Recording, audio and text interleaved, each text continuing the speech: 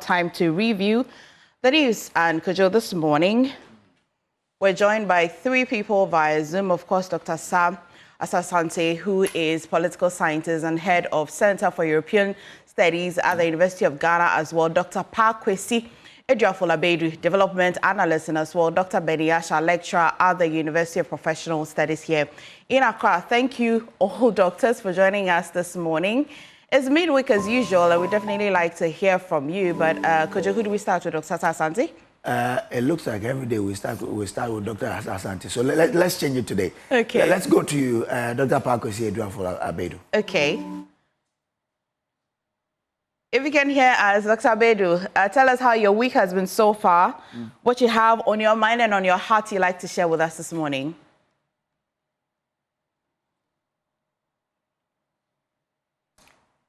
Well, if we're facing difficulties, then we have to go back to usual default settings. Dr.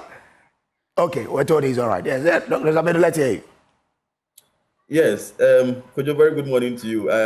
This morning you are doing the gender advocacy by calling, you advocating for me first.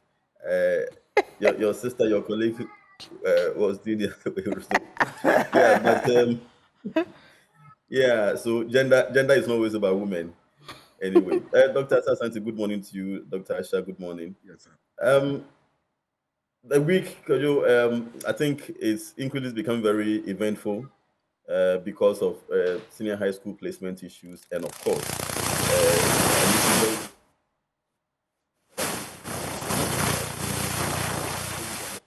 okay.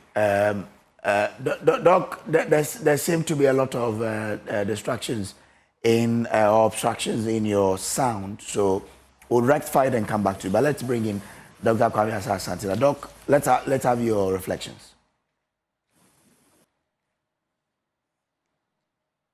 Dr. Asante. Yeah. Yes. Good morning, friends, and good morning to Ghanaians. This morning, I want to look at an issue which is very disturbing and affects every right-thinking human being. What am I talking about? Unpaid nurses in Tamale for 8 months. We have complained in this country that we have our youth. As soon as they complete school, they seek greener pastures elsewhere, and they don't come home to help in the building of our society. We have also complained that lack of jobs for the youth is a threat to the survival of this state. So over the years, it doesn't matter how the effort that government had put in place, it has yielded some results, and government continue to fight along these lines. We are in this country where we have engaged students, people who have finished school. Remember, in their schools, we pay their allowances. They finish school. We use state resources to train them. They finish school, and we have no opportunity or space to accommodate them in the world of work. So you see them idling around. This particular group of people who were demonstrating a few days ago have said that for 8 months, they have not been paid. They have rendered their service and yet has received nothing. If you go to Article 24, Clause 1, it said every human being is entitled, who is working, is entitled to what his pay. Equal work for equal pay, without any discrimination whatsoever. This is a right in the Constitution. It is not a case that they have not worked, they have, but they've not been paid. The reason given to them is that their financial clearance has expired. They need another one. There are ghost names in the payroll, and they are removing this. Come on, government. This is unfair. In fact, this is not only unfair, but insulting. It is what? Insensitivity on the part of government. And is abuse of their fundamental human rights. This is unfair because if you look at those who hold political power today, those in authority, they receive their salaries, including allowances, and when they even leave office, they take ex gratia. But a little that is given to young people who have, served the state, you deny them. And you want this thing to be accepted? No, it is not. I support their demonstration, except that I'll guide them not to do anything against the law, but that they should use all legal means to demand what is due them. It's unfair. And what is so painful in this country is that you will see a situation like this. Only few people will join hands and support the accord, simply because it doesn't affect them. We were in this country when the under Akufo-Addo regime, those employed under something called, I've forgotten the name, for a very long time, they did not have salaries or allowances, and they were still, in office, and nobody cared a hoot about that. That's unfair. We can't build a society like that, because if you go into state capacity, what we call state capacity in political science, that the ability of the state to make policy and use it to better the lives of people. One aspect of it is what? Administrative capacity, where you make use of natural and human resources to make life better. Is that how we are governing the state? Mr. President, please, this is a blot on the administration. I believe that it should be a thing of the past. Let the government come to the rescue of these people so that they will continue to have love and deliver anytime they are called upon. And this will, motivate people to give up their best, to give their all to the society anytime we need them. It's unfair. It is unjust. And we need to shy away from this. Well, once you brought that up, it reminds me of an encounter I had over the weekend with some YA employees in the Western region who say that even though they were regularized earlier before the election, they haven't been paid for the past 9 months. And also the fact that they have been asked to even go home. So, I mean, as you are placing this call, I hope that government will listen, get into, because no matter how you look at it, these are all Ghanaians. So if you ask them to go home when they've been duly regularized, then of course, you're adding on to the unemployment of this country. Let's see how this goes, but quite a wonderful reflection there. I don't know if Dr. Bedu has rectified his sound. Okay. All right. MFR, let's bring in Dr. Asha. Well, Doc, thank you for joining us this morning. It's midweek. What have you been thinking about? What do you have on your mind, Dr. Asha? Thank you very much for the opportunity to join in. My comment was going to be on the protests that the supporters of the MPP undertook. But before I go into that, let me just add to what the last speaker said. It is no surprise that people have not been paid. This is the way things are done in Ghana. If you ask any individual, private or public, national service personnel, nurses, in all walks of life in Ghana, this is the way things are done. National service personnel are sent out to remote places, and their salaries come in 8 to sometimes even 1 year. There have been countless demonstrations by nurses and various professionals who have started work and been posted to various places in the country and have not been paid. Even in the private sector, I could give you examples.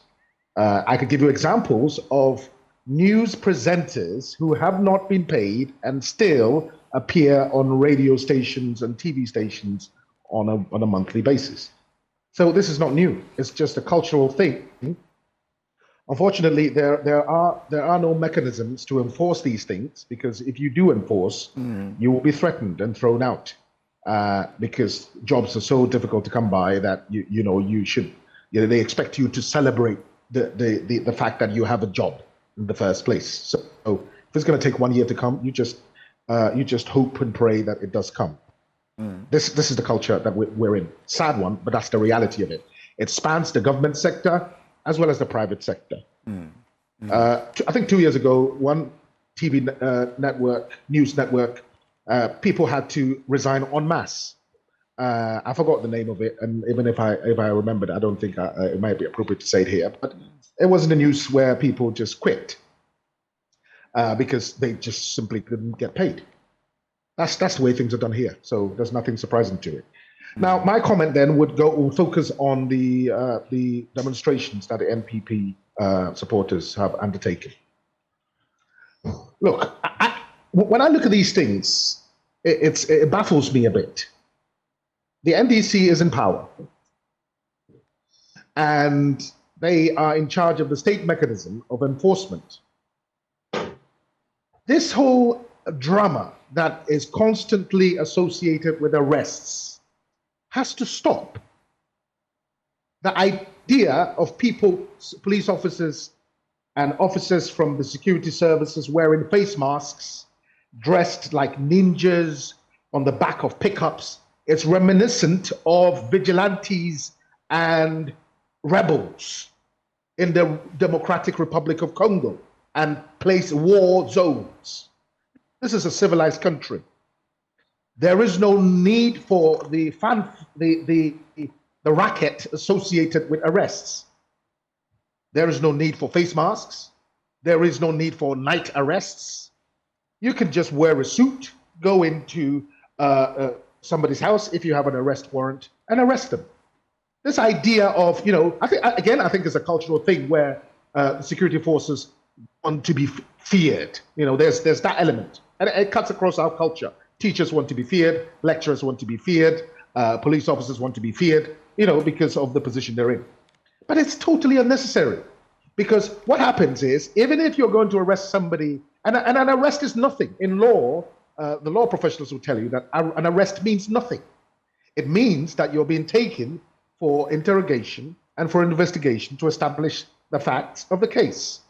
It means nothing at all. So what's all this associated, gang-like mode in which the security services operate? It's totally pointless. It almost seems as if they're looking to attract unnecessary attention to themselves. And it's completely pointless. There is no need, there is no reason why security forces can't dress properly and have a live camera rolling as they conduct these arrests so that people can feel, that they've been given a chance to voice out and to follow due process. But if you're wearing face masks and you have nets all over and you're sneaking into people's houses at dawn, with guns, AK-47s, it just is too reminiscent of some kind of banana republic, which Ghana is definitely not. Right. So I suppose it's these things that have generated these protests, and they have a right to protest, absolutely, in line with democracy. Right. Thank you for sharing what's on your mind this morning. Do I have Dr. Abedu's network quite okay now? Yeah, hopefully. I think. Oh no! Oh dear. We'll try again. We'll try and fix it. But Dr. Sasanti, a lot has been happening in the news, including what you had brought our attention to, the nurses who are on strike. I know I've been following that story for a while. They are not just the people who are on strike. They also tell to use, which a little later we shall discuss, Kujo. But as well, yesterday, yes, the youth wing of the NPP has all presented their petition, and it was received. It was quite a peaceful protest, as far as we can also report. But this morning, the Daily Graphic this morning says that UCC runs to a halt.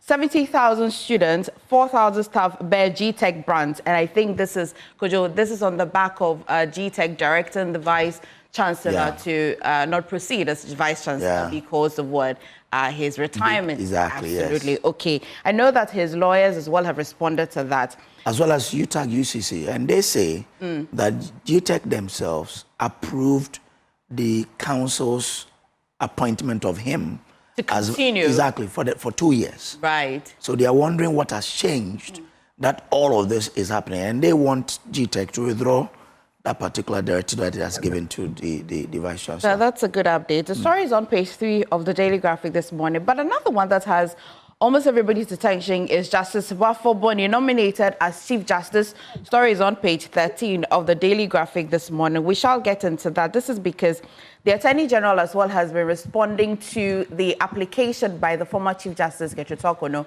challenging her removal from the bench, not just as the Chief Justice, but as well from the bench at the High Court. The Attorney General has been responding to that and says that the High Court should stay off, and then let's seek interpretation of that provision in the Supreme Court. Would also take your thoughts on how you feel. Was this expected? Is this something you anticipated, that Justice Baffoe-Bonnie will be the President's choice to be the Chief Justice? The custodian this morning as well, stop taking credit for cocoa reforms you opposed, Edu tells Brian. This is on page 2 of the custodian this morning. NPP's Yinstro Ehunehuna demonstration hits arbitrary. Government has said, that's what Dr. Benny Asha has just been speaking about. The News Center, Brian, not architect of no syndicated cocoa loan policy. Still, Mr. Joseph Boahene Edu has been speaking. The big demo against tyranny, still on that NPP protest. What do you have, Kojo? I have the Daily Guide newspaper, and it also talks about Mahama appointing Baffoe-Bonnie as Chief Justice. It has MPP vet flag bearer aspirants. Yensro Ehunehuna demo hits Accra, and the story about Cocoa. Boahene Edu, Dr. Brian Achampon, clash over cocoa loan reform. You know, Boahene Edu is the immediate past CEO of Cocoa Board. NDC lacks anti-galamsey strategy. Akosia Menu there. The Accra Times, Lordina Mahama weeps for children and women in war zones. Fight to end drug abuse. Bagby enjoys Walla Traditional Council. Okay, I think that those are the main stories on the front page of that particular paper. The Ghanaian publisher, NPP marches against injustice. Mahama replaces Torkornoo with Baffoe-Bonnie. Baumia has real galamsey plan, unlike NDC Akosia Menu, and Edu slams Brian over cocoa reform's glory. Well, two things as well in the news would be that all 5 aspirants of the NPP who are seeking to be their candidates as well faced the vetting committee yesterday. And it looks as if all of them were quite optimistic that they were going to be getting all the favors from the committee, or say they hope that they impressed the committee eventually. As we wait for the report, Dr. Kwame Asante, let's start with that one, and as well we shall talk about the tariffs. There's electricity tariff. Luckily, water tariff will not be increased. The PRC had said so, but they have increased it, and from October 1, you're going to be seeing that there's a slight increase in payment of the electricity. But let's start with the all 5 NPP presidential candidate aspirants who faced the committee yesterday. I think yesterday we all listened to the process that took place, and I think from those who participated in the process, it went well.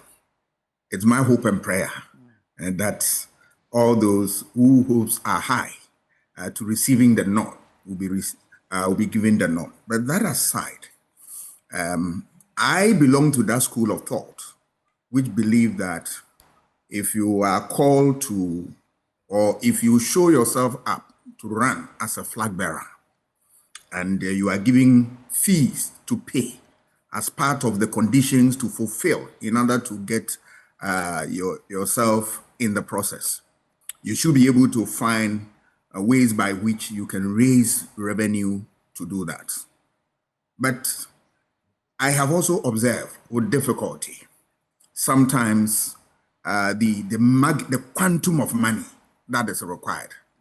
It creates a problem because we believe that, yes, you should be able to use your skills to get resources from friends, family, and what have you, as part of the skills that you should have as a leader if you are voted into office. But that is not to say that we should, milk the people dry.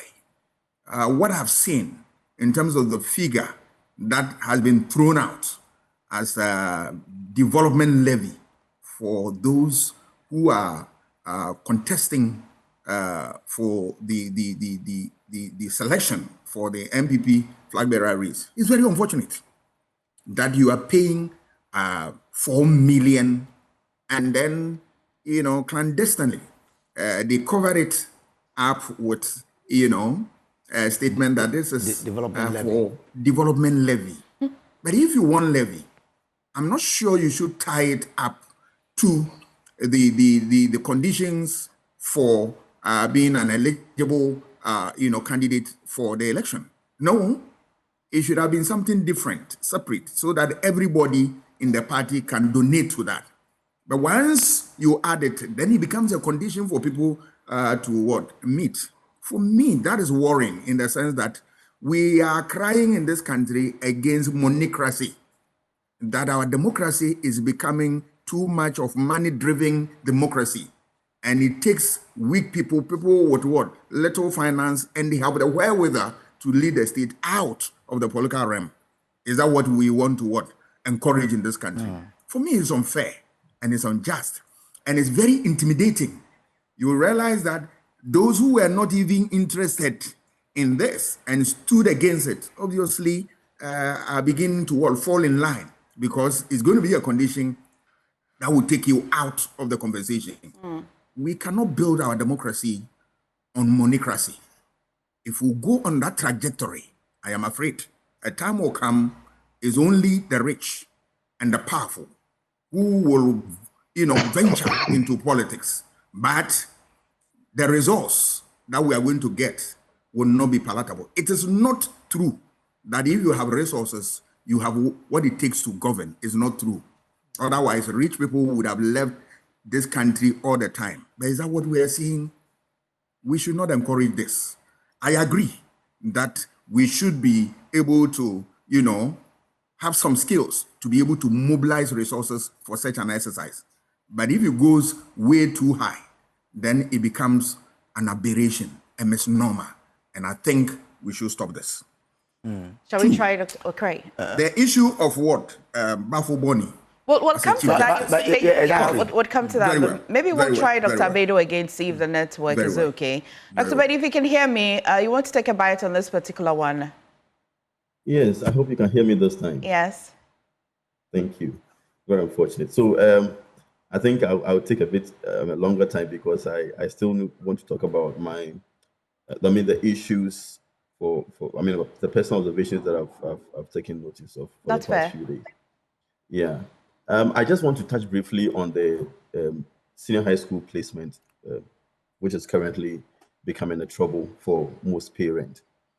There is something that we are not doing right. And hey, the Minister of Education and all those who matter in the education sector, the GS director, we all know that for the past few years, in fact, since the computer placement came into being, every year there's this issue of challenges with the system.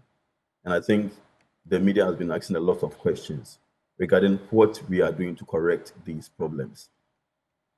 2025, at this stage of more than 5 years of implementation, haven't we done any evaluation? Haven't we assessed the system to see its flaws and correct them?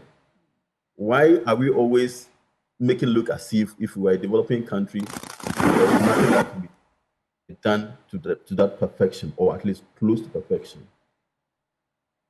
This is a simple matter of computer, a software, app, and all the IT language that you can use, where people who have qualified ought to be placed. 100,000. Oh dear. It's quite unfortunate, Doc, but your line keeps having that same distraction, obstruction. Try and fix it. Yeah. So let's bring in Dr. Asha now. Yeah, it's the gathering of the doctors this morning. I guess so. It's a party for doctors this morning. Yeah. We'll take you back to the vetting that the 5 aspirants went on yesterday. One thing that caught our attention, because you must be eligible, right? Dr. Japon says that, well, he was not going to pay that development fee. He's been frank about it, that he will not pay. However, Hackman Osajman, who spoke to Kofi Ajay on PM Express last week, says that if you don't pay, it's non-negotiable. You must pay so that you're eligible. How do you feel about the monies that these candidates may have to pay? And especially for one person who says that I'm not paying, that outrightly makes you not eligible to contest. He went for the vetting, didn't he? He did. So my question really is, if you're going for the vetting and you have said that you're not going to pay, really, should you even be indulged to be vetted? Dr. Ashan, my question is to you. Yeah, is it? Okay. It's a very tight rope, this whole issue of the fee for the qualification to present yourself as a presidential candidate. When I heard the figure, I was astounded as to the enormity of it. Now, the two things that fee aims to do. On the one hand, it sets a benchmark so that an individual can prove themselves to be enterprising enough to be able to organize that money. But on the other hand, you also want to weed out some people that are just going to flood the system if you make it free.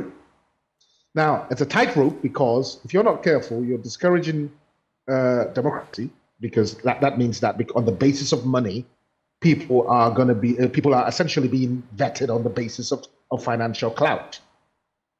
Now, again, the last speaker mentioned the issue, belabored that issue and how unfortunate it is. That is the stark reality that Ghanaians face. If you're not rich in Ghana, you cannot be a politician. It's as simple as that. Everybody knows this. It's just the way it is, and there's nothing you can do about it. Sadly, because it shouldn't be like that, but that's the way it is. You're expected to raise monies and find ways and means. And it is no wonder that finding the ways and means leads into corruption. In that sense, then, we might find that all our politicians are corrupt, because everybody has to find ways and means, and though that ways and means is not accounted for, you just need to find the money. Whether you robbed the bank to get the money, or you sold somebody's property to get the money, it doesn't matter as long as you raise the money. Now, if Dr. Kwabena Japan says he's not going to pay, he's going to be obviously excluded from the race, which is sad because that excludes somebody with a lot of experience. But that's the sad nature of it. It's a tightrope because you also cannot say that everybody 1 CD is the threshold, because then everybody will try to stand for president. On the other hand, if you say that it's 4.5 million, then a majority of people, even the people that are most qualified, cannot stand, and it leaves a small number of highly wealthy people only to compete, and it perpetuates the issue of money being the decider in Ghanaian politics. Is the vetting relevant anyway? Knowing this, is the vetting because relevant? you can't open the floodgates, can you? You can't open the floodgates. If you do, then you're going to have all kinds of people come into a race that is supposed to be for people that have a proven track record of good work and dedication to the party and to politics. So there has to be some measure or some way to moderate people out and to make sure that you only have people that mean business. But as you talk about the monetization of our elections or democracy, how can we go about demonetizing it? Well, we have to probe the sources of finance. Each of us, including yourself, and each of us on here, know an individual in this country who has come by money that has no explanation. Each of us do. All right? If you are asked in your private life to identify some individual, whether a young man or some big man that has come by some money and drives big cars, we can all point to those kinds of people. Listen, it's almost as if we're dancing around problems. We come on TV and we talk about these things. How can we do this? We talk about, the school, students applying for school and how we should streamline it and how the IT system is not working. We know for a fact that you've got to get your money ready to go and pay bribes to get your daughter or son into a particular school that you want. This is what happens in the country. This is the way we do things in Ghana. Now, we can talk about it like intellectuals, as we're doing now, but it doesn't filter down to the ground, unfortunately. So now I want us to ensure that this is getting to the ground. Where do we start from? How do we approach it? You start from, we need to appreciate that there's a generation of Ghanaians that are beyond hope in terms of the fight against corruption. It's not going to work. They are too entrenched in corruption to do anything about it. They have to be phased out. You need to go back to the roots, to the primary schools. You need to start introducing ethical behavior in the primary schools and into the secondary schools, so that you put a course called corruption studies or civil education. It has to be a compulsory subject that every individual has to pass before they graduate. If you don't pass that, you're not going to graduate. You have to start from that angle. If you start from the top, you keep saying stop corruption, it's not going to happen. Listen, every politician in Ghana is, in a sense, corrupt, because you have to keep paying bribes. You have to give rice to this person. You have to give water to this person. Every single individual, every single member of parliament has done that. And then they try to say, oh, yeah, but this is Ghanaian culture, and we are a culture of giving. We give people, if somebody says I pay bribes.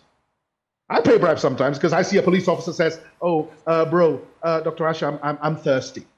But is that bribe? Is that bribe? That's bribe. I'm thirsty. How does that amount to a bribe? Because professional conduct does not allow for that. It shouldn't. You're not Ghanaian anymore? Exactly, yeah. You're not Ghanaian anymore? You're taking the Ghanaian in you away. No, I'm not. Well, no, I'm not. What I'm saying is that there should be a clear divide between what's allowed and what's not allowed. And if you have something that triggers this whole issue of corruption, you weed it out. Police officers have to be told and educated to stop asking and begging for money. We all know this. It happens every day. In fact, they put moral pressure on you to the extent, listen, I avoid certain roads in Accra because of the police. Why? Because they're going to be standing there saying, I'm thirsty and I'm hungry. And it puts moral pressure on you because there is a Ghanaian-ness in you that knows this culture. But how long is that going to go on for? That's the question. And the only way, I think, is to go back to the primary schools and instill that in the curriculum. Do you think that all the other 4 aspirants should as well kick against this development fee, even if they can afford it? Will it make a good case? This is reminiscent of what we call, there's a phenomenon in economics called the prisoner's dilemma, where you have 2 people that have been arrested by the police and they'll be kept in different cells. And you're told in the cell you can betray the other person and get free, and the other person is told the same thing, but both of you don't know what the other person has been told.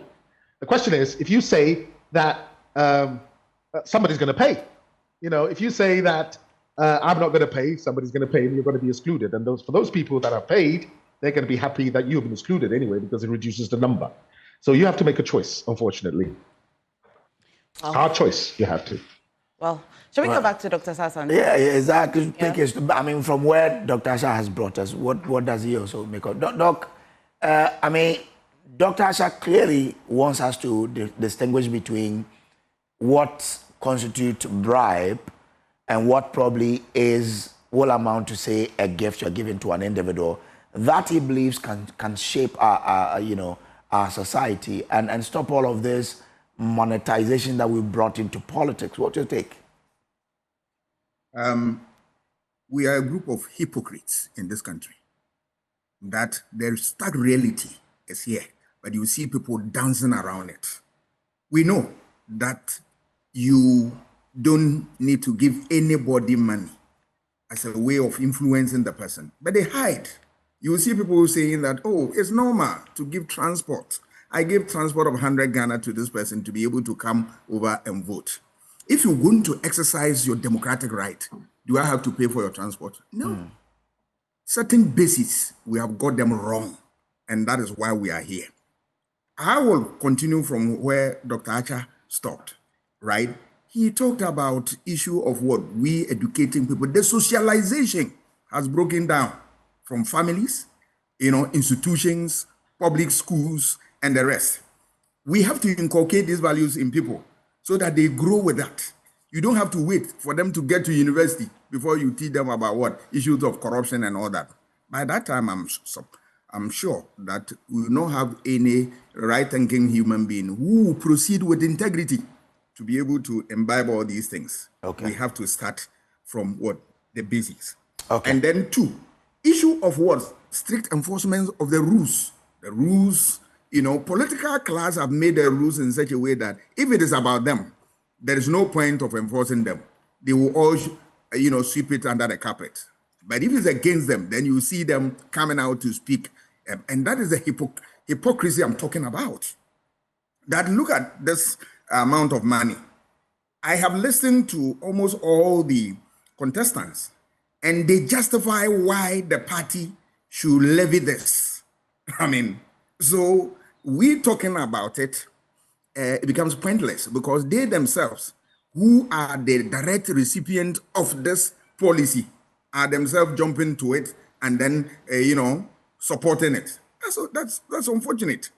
Because you see, if you go on this trajectory, the chances are that you are going to get people who will come to office with money and are people who are notoriously incompetent.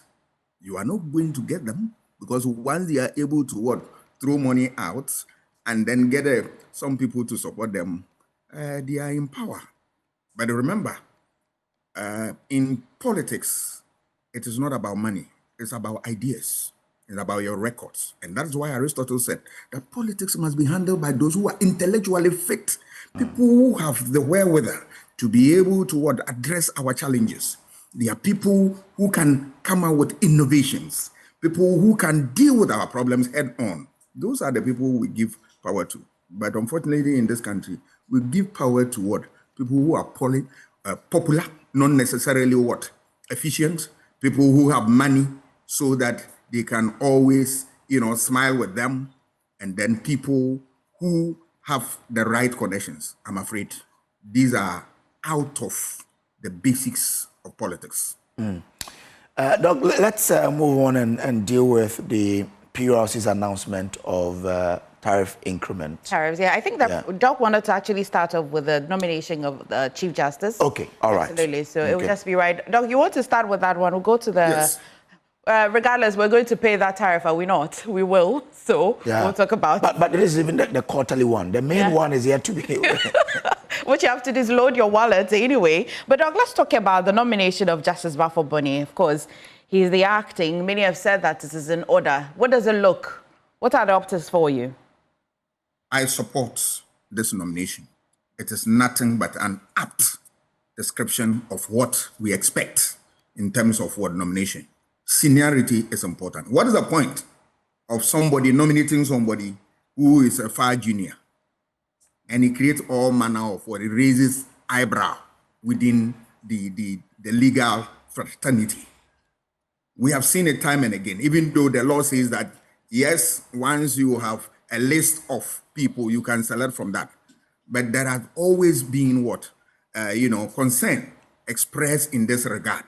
So if you take the senior most, all things being equal, we want to see some of these problems going down. But of course, he's not just only a senior most person, but he's a very much experienced. He has been at the bench since 2008 as a Supreme Court judge. And it comes with a wealth of experience. Remember, he started as a circuit court judge. He progressed into the court, the superior courts, the high courts, all right? And in 2000, and then Court of Appeal in 2006, and then Supreme Court 2008. He has seen it all. And that is what we went at the bench. Because if you follow the tenets of independence of the judiciary, we're saying that, look, qualification and experience of judges, very, very important. You cannot just put anybody on the bench, but you need somebody who has the knowledge and have the professional experience. The two box up to be able to give you the kind of person who will sit as a judge and determine cases not only effectively, but most efficiently. These are people that they are not pushovers. Remember, he was appointed by President Kufuor, but recall the 2012 election petition. People thought that he was going to vote in the direction of the government that put him into office. Events took a different turn. He ruled according to the what he deemed fit. And for me, this is a judge that I want to see presiding over the highest court of the land.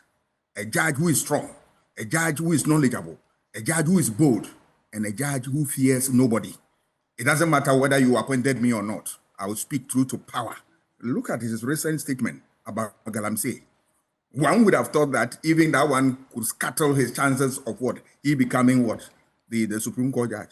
The Chief Justice. But hey, damn the consequence. He spoke his mind. We need people like this, and that we all will pray for him, and we believe that he will continue from where we know him, so that he will continue to add value to his appointment and leave a legacy that it does not necessarily mean that when a government appoints you, you are going to do the bidding of that government. You are going to stand with the truth and proceed with integrity and rule without fear or favor. I want to see that in Justice Baffoe-Bonnie, and I believe he will deliver. Right. Kojo, what has my attention in this particular conversation is his age, and yes, because he's going to retire 26 December 2026. Absolutely. So just a little over a year, he's done. A new Chief Justice will be appointed. Yeah. Well, so I bet we still do not have Dr. Bedu. Then we'd have to go to Dr. Asha. Then, yeah. How do you feel about this particular nomination? And some of the questions people have been advancing, or the argument is that, do you need a Chief Justice who's nearly retired? Why not to others who have a lot more years, so that you don't have to be nominating and nominating? Of course, he has to go through vetting. The president has to go through the process. Consulting the Council of State and all of that. Do we have to go through all of this? Many of the questions people are asking. How do you feel about this one? Well, first of all, I wish him luck. That he can actually stand independent and carry on the duties first and foremost to Ghana, rather than to any particular individual. Now, the issue of him retiring next year have two sides. There's one side which gives another opportunity for the president to appoint another person next year. So that gives the president another exercise in appointing officers of the judiciary. On the other hand, as you say, we have to go through the motions again of going through the process of vetting and so on. But as the honourable doctor said previously, Dr. Asante, I'm sure you want to. Yes. Yes, as Dr. Asante said, let's hope that he can indeed be independent. Now, let's not run away from the fact that he knows who appointed him. He is not, one cannot disassociate him from from whoever appointed him. Now, why do I say this? Because we're natural human beings, and the president, if the president knew that this individual was going to be a clear opposition to everything he stands for, he wouldn't have appointed him. So there must be some kind of approval from the president in terms of his leaning, his judgment and leanings, which is fair enough because it happens everywhere. In America, judges are appointed by various presidents who lean towards their own perspective. But when it comes to issues of clear interpretation of law, we just hope that conscience will prevail and the law will prevail rather than party political bias and affiliation. So it's fair enough. I mean, he's going to retire next year. Another one will be appointed, and that's the business of government. and it has to be done. Would you rather somebody who's not retiring next year? It doesn't matter. Makes no. If even he was going to retire tomorrow, the question is it in the president's remit to appoint him? Yes, it is. Is there any law being broken? No. It's governance, and it's happening. But you have just said that you would not disassociate yourself from the fact that he definitely would have some leanings towards the person who appointed him. Appointer. Yeah, everybody has leanings to something, and in research we call that reflexivity. You cannot, as objective as you want things to be, there is always the subjective element of it. So yes, you can say that, okay, you know what, you should treat. I mean, in your own individual, in your own case, you might say that, oh yeah, if I have a maidservant, I'll treat them the same as my child. Fair enough, you can say that and you can enforce that. But you know that inside of you, there will be a sentiment that is slightly biased towards your child. This is only natural. And there's nothing to be shy about that. There's nothing to run away from. The president will only appoint people that he deems will go along with his own agenda and the agenda that he thinks right for the country. And that's okay. Okay. Well then, looks like we all have to wish him well then. Yeah, but again, you understand the reasoning behind the appointment of Torkornoo. I'm sure in the mind of the president, he wanted to give one arm of government to a woman. I don't know. It just occurred to me that could have been, because you remember there was Sophia Akufu. Yeah. And then Nini Abua came, and it went back to a woman again. Yeah. Could that be the reasoning that made the president then appoint Torkornoo? Is there a woman? You are a law student. Is there a woman who could have been appointed as well? But that as they are saying, it's a prerogative of the president to appoint who. Maybe the next one after Baffoe-Bonnie could be a woman. So that generally we'll hear some of the NDC commentators suggest that it should be a person who has served many more years in the Supreme Court. So that's Baffoe-Bonnie. That would be then. Yeah. Unless, of course, the president wanted to play the gender card. Exactly. Then it would have to impugn that would not be fair if it has to be who served longer. But, of course, we'll be following, and I look forward to that vetting. I do look forward to that vetting.